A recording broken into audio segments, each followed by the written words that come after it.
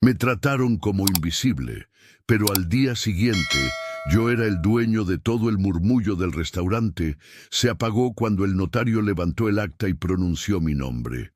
Sofía, mi hija, se atragantó con el vino. Diego, su esposo, soltó el cubierto que cayó con un sonido metálico sobre el plato. Todos me habían tratado como invisible la noche anterior, como si fuera un estorbo viejo que ya no pintaba nada. Pero esa mañana, frente a todos, me levanté con calma, con la mirada fija en los mismos que me habían humillado, y dije, a partir de hoy, yo soy el dueño de todo.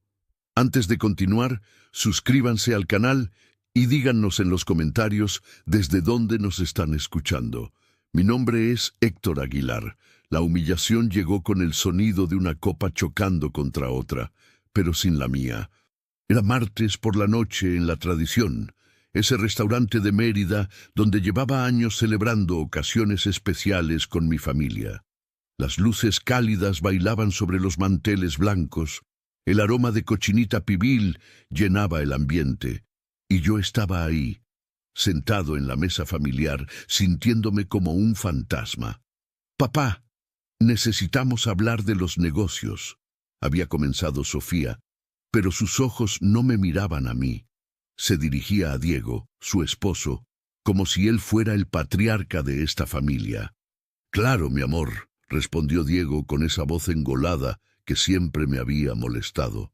«Tu padre ya está muy mayor para manejar tantas responsabilidades». «Muy mayor. Tengo 72 años, pero mi mente sigue afilada como cuando llevaba la contabilidad de 3 empresas a la vez. Sin embargo, ahí estaba, invisible en mi propia mesa». «Diego tiene razón», continuó Sofía, cortando su pescado sin levantar la vista. «La casa de la Colonia Centro, los terrenos de Progreso, las cuentas. Es mucho para una persona de tu edad». Intenté interrumpir. «Sofía, yo puedo...» «Papá, por favor», me cortó con un gesto de la mano, como quien espanta una mosca. «Los adultos estamos hablando». El aire se me atoró en la garganta. ¿Los adultos? Yo construí todo lo que ellos estaban planeando repartirse. 50 años trabajando desde las 5 de la mañana, negándome vacaciones, comprando ropa barata para que mis hijas tuvieran universidad privada. Todo para que ahora me trataran como un niño tonto. Diego alzó su copa de vino tinto, mirando a Sofía con complicidad. «Por el futuro de la familia», brindó. «Por el futuro», repitió ella, chocando su copa contra la de él. Mi copa siguió intacta sobre la mesa. Ni siquiera notaron que no participé en su brindis. El mesero se acercó con la cuenta, pero Diego la interceptó con un movimiento dramático. «Yo invito», declaró sacando una tarjeta dorada. «Después de todo, pronto manejaré todos estos gastos familiares». La sonrisa que intercambiaron me atravesó como un cuchillo. Yo, que había pagado cada comida familiar durante décadas, ahora era invisible hasta para pagar mi propia cena. Me levanté despacio, sintiendo cómo mis rodillas protestaban. El ruido de las sillas, las conversaciones ajenas, el tintineo de los platos, todo sonaba lejano, como si estuviera sumergido bajo el agua.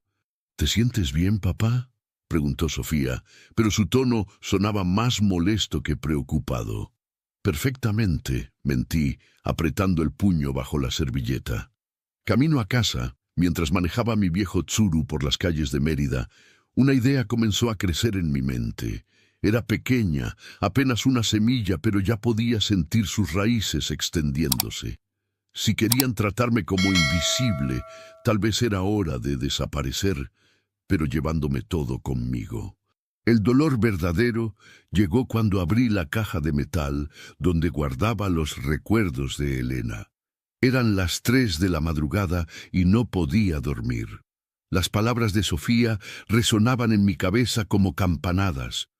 «Los adultos estamos hablando».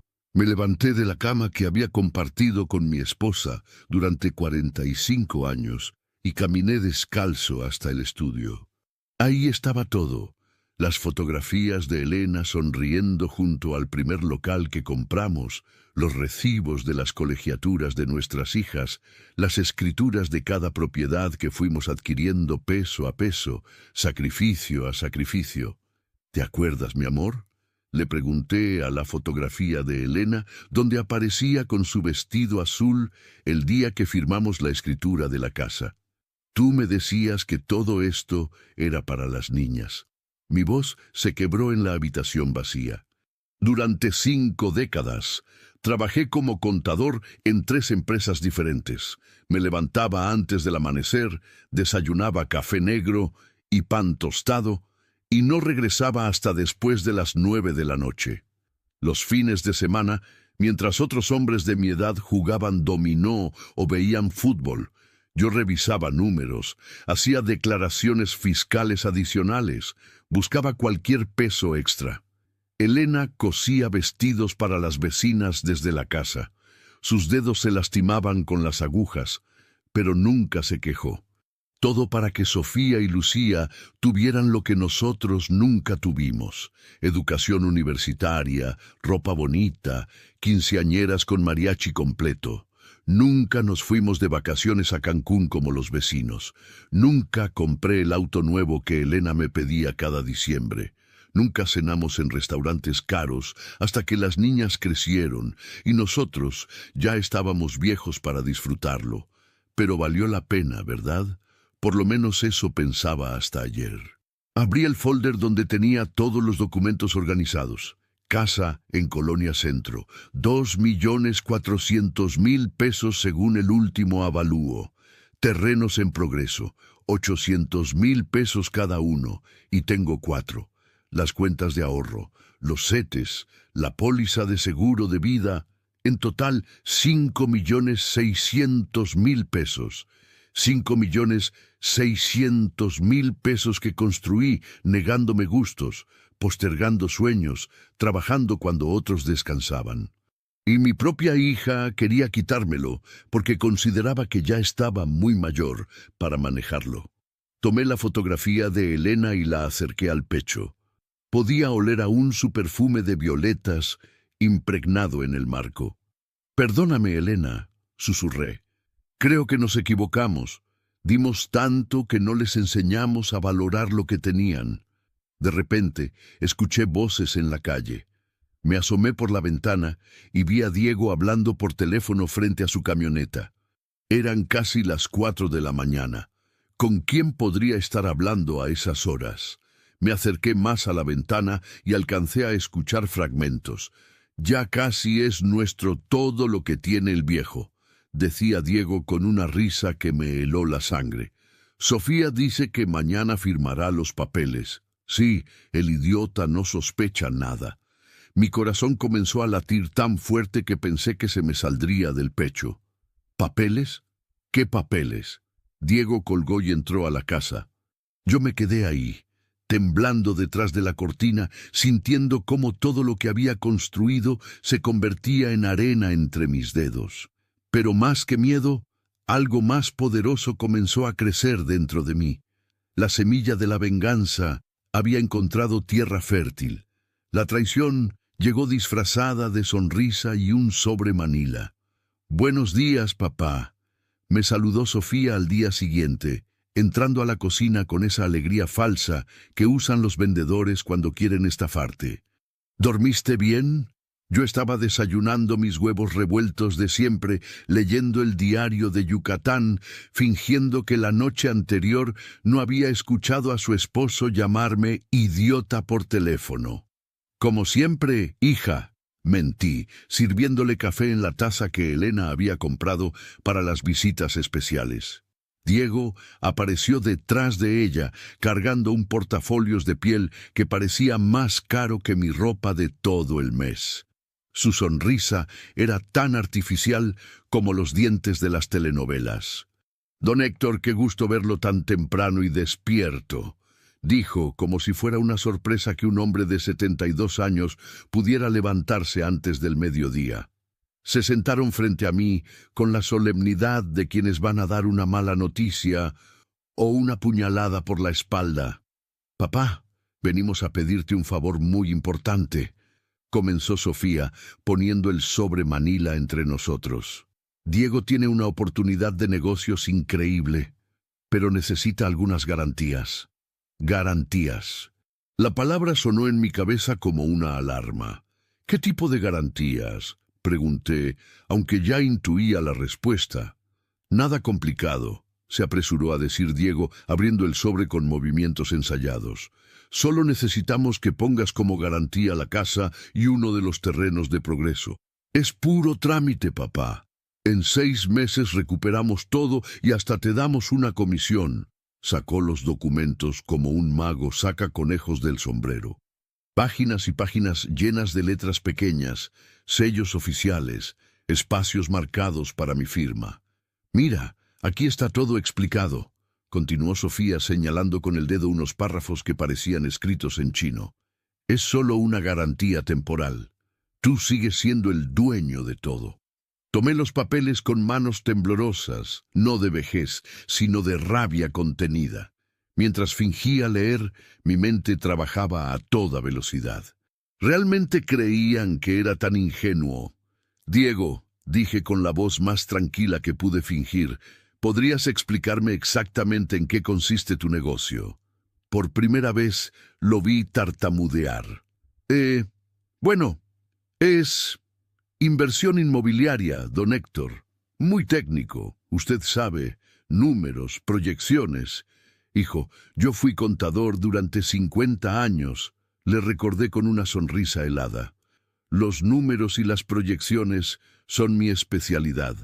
El silencio se volvió espeso como la miel. Sofía intercambió una mirada nerviosa con Diego. Papá, no necesitas entender todos los detalles, intervino ella. Solo confía en nosotros. Somos tu familia. Familia. Esa palabra que antes me llenaba de orgullo, ahora sonaba como una bofetada. Déjame pensarlo, dije cerrando los documentos. Es mucho dinero. Necesito consultarlo con la almohada.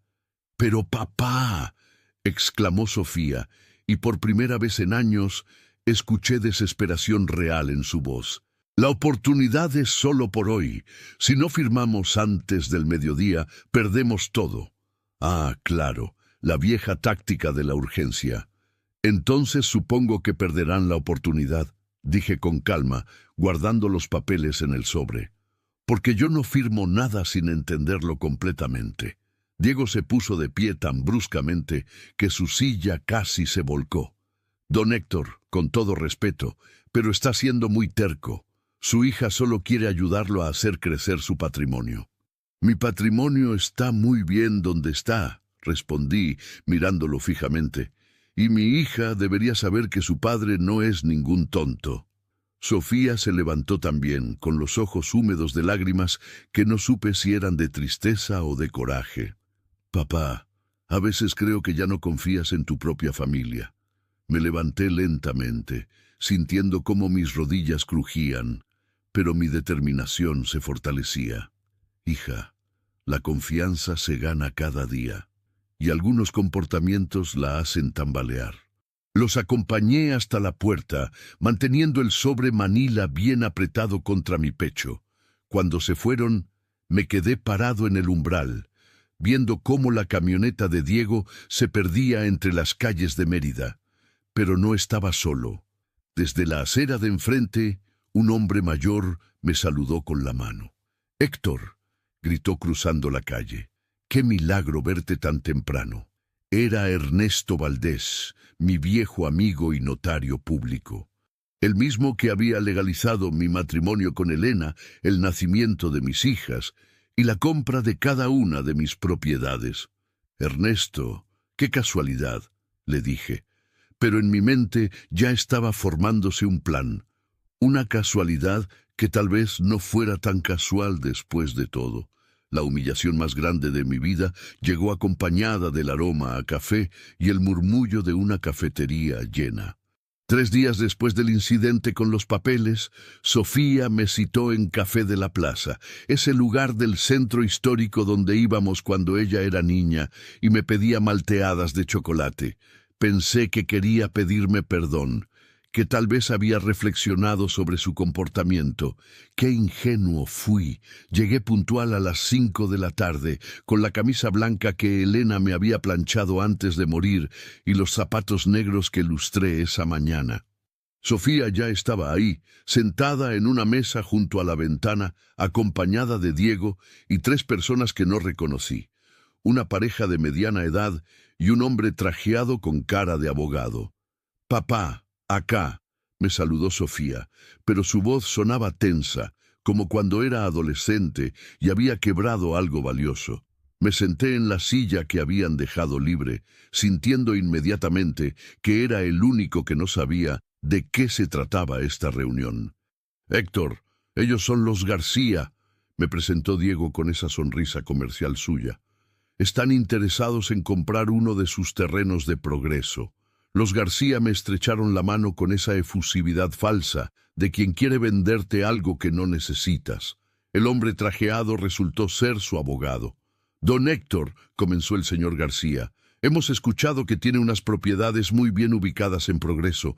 Estamos dispuestos a hacer una oferta generosa». «No están en venta», respondí inmediatamente. El silencio incómodo se extendió por la mesa como una mancha de café. Diego carraspeó.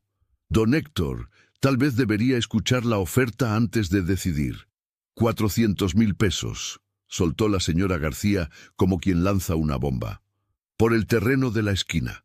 Cash, sin intermediarios. Mi terreno valía más de 800.000 según el último avalúo, pero no era el dinero lo que me molestaba. Era la obviedad de la trampa».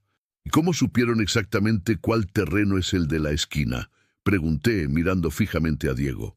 «Bueno, yo les di algunas referencias», tartamudeó. «Referencias que incluían ubicación exacta, medidas y avalúos, supongo». Sofía intervino con voz nerviosa. «Papá, Diego solo quería ayudarte. Los García son gente seria, de confianza». «¿Ah, sí?», dije, volteando hacia los supuestos compradores. «¿A qué se dedican ustedes?» «Construcción», respondió él. «¿Qué tipo de construcción?» A casas, departamentos. Tienen licencias municipales.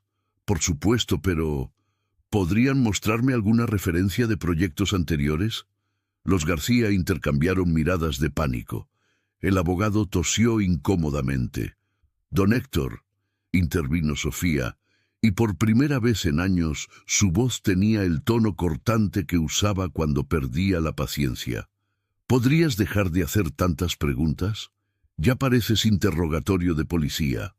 La cafetería seguía su ritmo normal, tazas chocando, conversaciones ajenas, música de fondo, pero en nuestra mesa el aire se había vuelto pesado como antes de una tormenta. «Solo quiero entender por qué mi hija arregla reuniones a mis espaldas con gente que quiere comprar propiedades que yo nunca puse en venta». «Porque ya no razonas bien», explotó Diego, golpeando la mesa con la palma. «Porque te aferras a propiedades que no produces nada, mientras nosotros tenemos proyectos reales, oportunidades reales». Diego trató de calmarlo Sofía. «No, Sofía, alguien tiene que decírselo», continuó Diego, alzando la voz hasta que las mesas vecinas voltearon a vernos. «Su papá ya no está para manejar negocios. Necesita ayuda. Necesita que alguien más joven tome las decisiones importantes. El corazón me latía tan fuerte que pensé que se me iba a salir del pecho. Pero no era miedo. Era una rabia que había estado acumulándose durante meses. «¿Alguien más joven como tú?», pregunté con voz peligrosamente calmada. «Exacto», respondió Diego con petulancia. «Alguien que entienda el mercado actual, las oportunidades modernas». Me levanté lentamente, sintiendo cómo todas las miradas de la cafetería se concentraban en nuestra mesa. Los García parecían querer desaparecer bajo la mesa. «¿Sabes qué, Diego? Tienes razón en algo», dije, sacando mi cartera. «Soy un viejo que ya no entiende muchas cosas modernas. Puse un billete de 200 pesos sobre la mesa, suficiente para pagar todas las bebidas. Pero hay algo que sí entiendo perfectamente», continué mirando fijamente a mi hija. Entiendo cuando alguien me está tratando de robar. ¡Papá!, gritó Sofía, pero ya era demasiado tarde. Y entiendo perfectamente, añadí, alzando la voz para que toda la cafetería me escuchara, cuando mi propia hija prefiere creerle a un extraño que a su padre. El silencio en la cafetería se volvió sepulcral. Hasta el barista dejó de hacer ruido con las tazas. Sofía se puso de pie, con las mejillas rojas de vergüenza y los ojos brillando de lágrimas o rabia.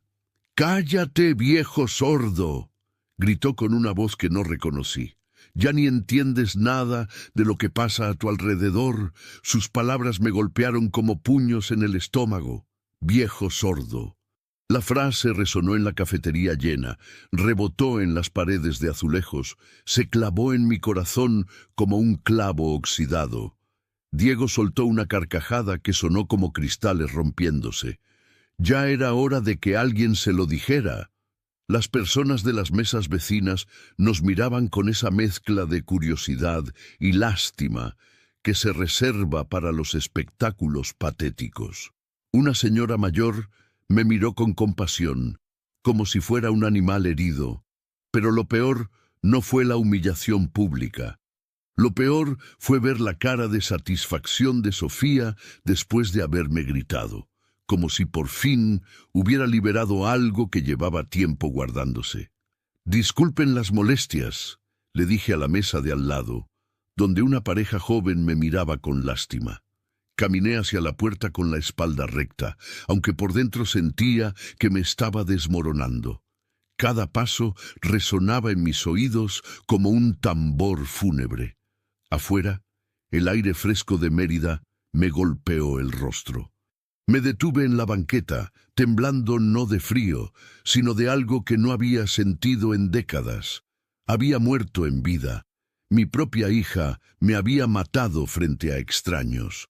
Pero los muertos, a veces, regresan más fuertes. La venganza se planifica mejor en silencio, acompañada de café negro y documentos legales. Era viernes por la mañana cuando toqué la puerta del despacho del notario Valdés. Llevaba conmigo una carpeta con todos mis papeles importantes y una determinación que no había sentido en años.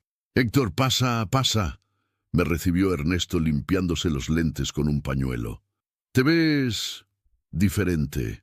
¿Todo bien?» «Mejor que nunca», mentí, aunque por primera vez en semanas no era completamente falso. Su oficina olía a papel viejo y tinta de sello. Las paredes estaban cubiertas de diplomas, fotografías con políticos locales y estantes llenos de códigos legales que parecían soldados en formación. «Ernesto, necesito tu ayuda para algo delicado», comencé sentándome en la silla de cuero que había frente a su escritorio. «Cuenta conmigo». «Problemas familiares». «Los peores», respondí, abriendo mi carpeta. «Quiero proteger mi patrimonio de quienes creen que por ser mi familia tienen derecho a robármelo». Ernesto se puso serio inmediatamente.